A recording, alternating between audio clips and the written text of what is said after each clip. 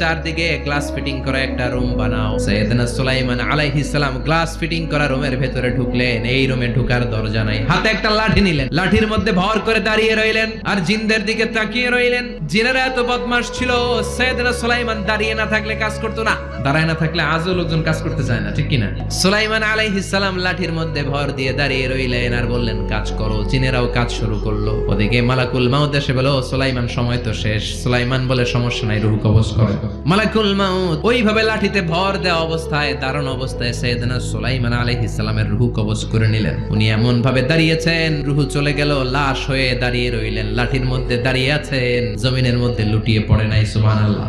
জিনেরা মনে করছে বস দাঁড়ায় আছে, কাজ করতে হবে। করতে করতে পুরা প্রজেক্টের কাজ শেষ। ইন দ্য মিন টাইম ঝিঝি পোকা, উই পোকা সুলাইমান আলাইহিস সালাম লাঠির ভেতরে ঢুকে লাঠিও খেয়ে ফেলেছে। সাইয়েদনা সুলাইমান আলাইহিস সালাম ধপাস করে জমিনে পড়েছে। আর জিনেরা কয় হায় হায়, খালি খালি কাম করছে এতদিন। সুবহানাল্লাহ কইবেন না?